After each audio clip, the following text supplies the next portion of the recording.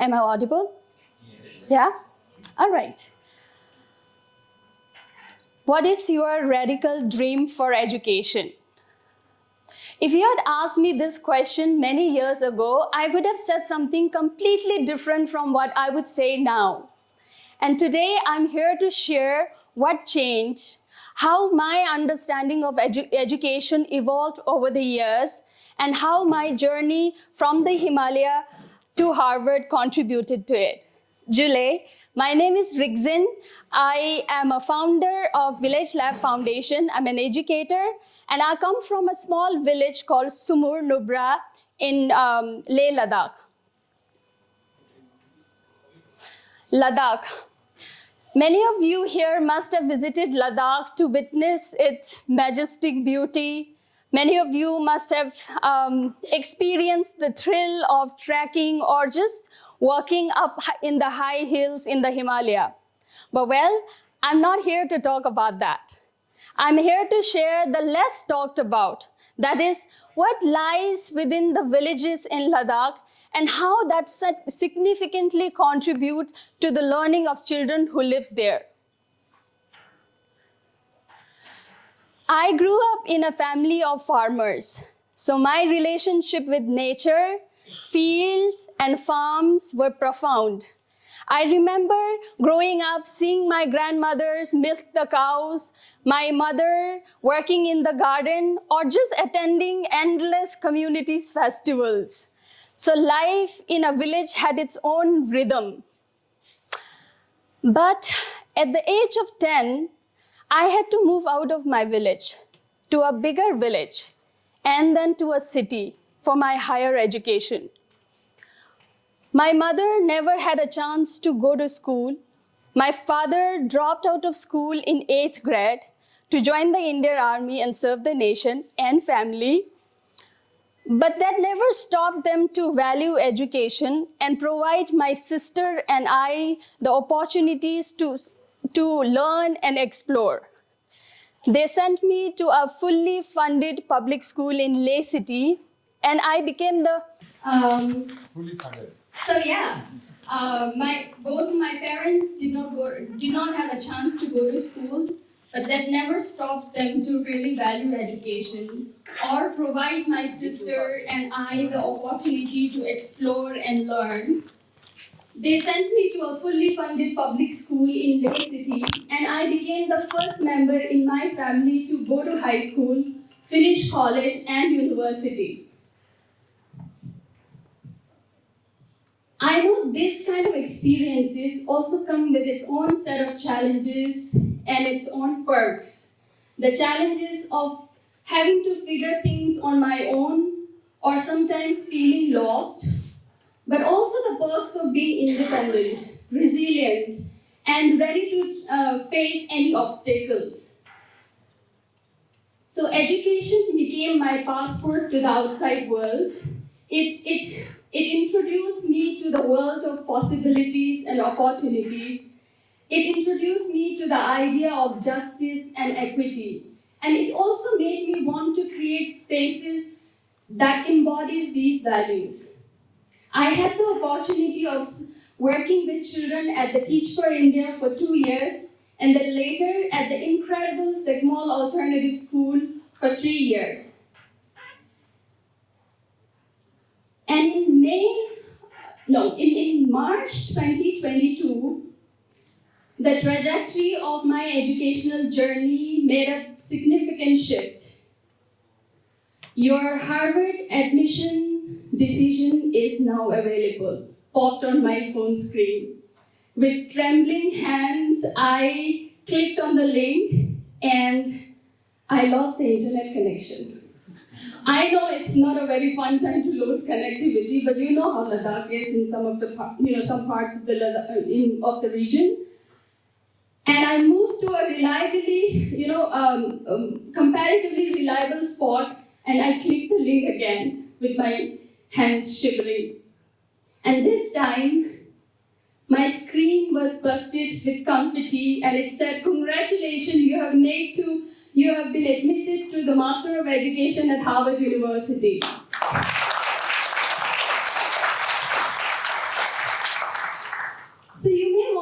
what's the big deal in it? Well, with that offer letter, I became the first female from my region, Ladakh, to go to Harvard. Not only that, it opened a door of opportunities for me to learn and serve my community better and more effectively. Harvard gave me two really important things. First, it gave me a community that believes in the power of education to change the world. A community of diverse background, but with the same vision and passion to change or to make the world a better place through education.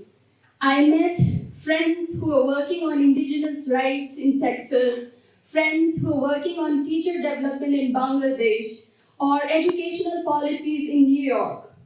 And it helped me widen my horizon and understand my concept of education.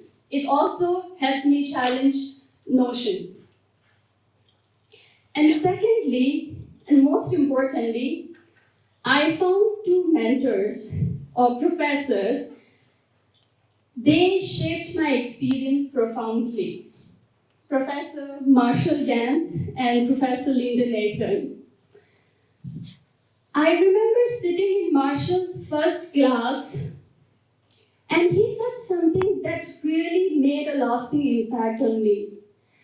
At Harvard, I was still overcoming my self-doubt. I was still fighting my inner critic. I had thoughts like, will I fit here? Do I belong here? Do a girl from a small community belong in an institution like this? I had questions like that. But he said, if you don't tell your story, others will tell it for you. And chances are that you might not like it. And that did something to me. It really pushed me to really accept who I am and where I come from. It also made me write and share my stories. You see, children like me in the villages, they grow up with lots of inferiority complex. They see themselves as insignificant or sometimes backward. And there is a reason why children feel that way. I remember telling my mother not to work on the field because that leaves her clothes and hands dirty and dusty. I told her, and I asked her, why can't we buy fruits and vegetables from the market like people in the cities do? And I always chased a life outside the village because that's what I was made to aspire from through books, through television, and all sorts of media. I never saw a person like me in the books I was reading. I never read about people like me in the villages, or I've never seen people like me in the television or the movies that I was watching. So the village lifestyles, or these kind of village lifestyles or indigenous practices have never been consciously incorporated into our education system. It has never been a center of topic for discussion. It is really important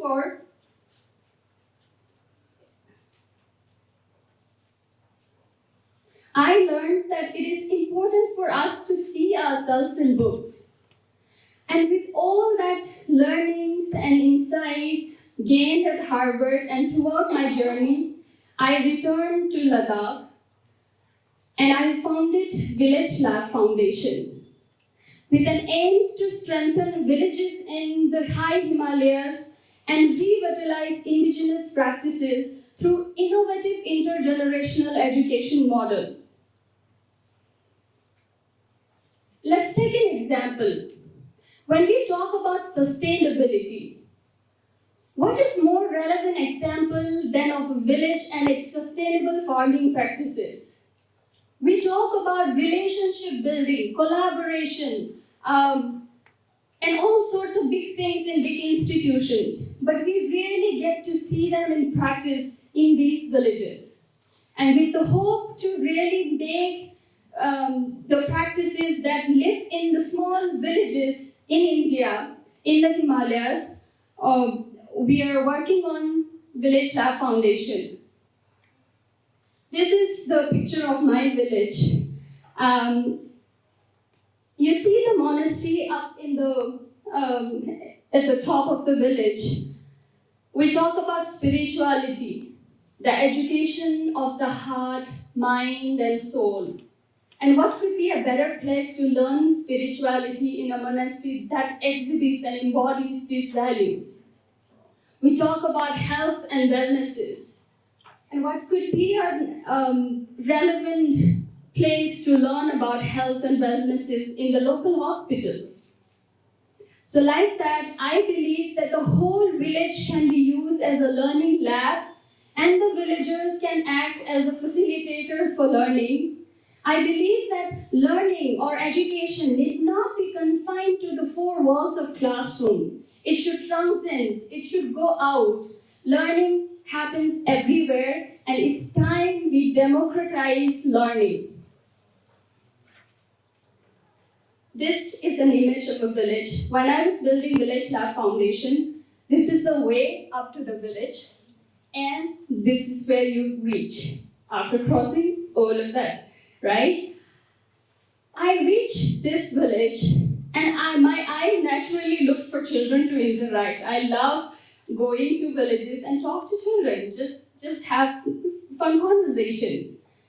But in this particular village, it's in the western part in Ladakh, I saw this.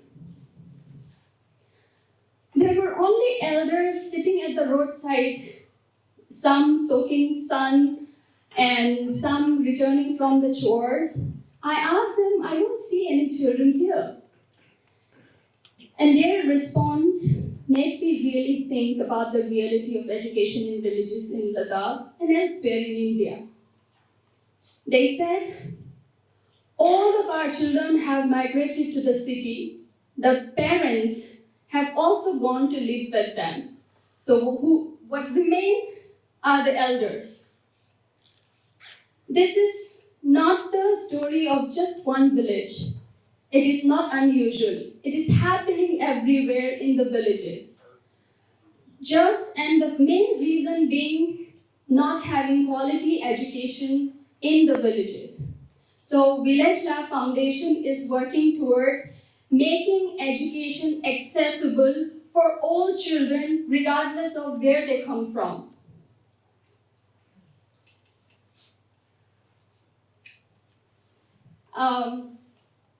We are currently working on two projects. First, we are making contextual books for children in Ladakh, books that can make children feel seen, represented, and celebrated.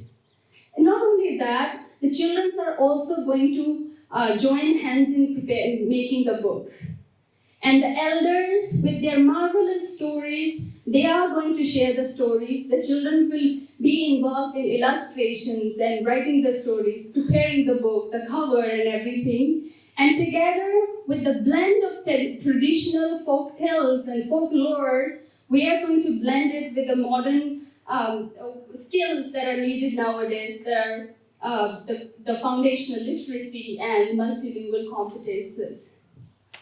And the second project we are working currently on is the Book Village project.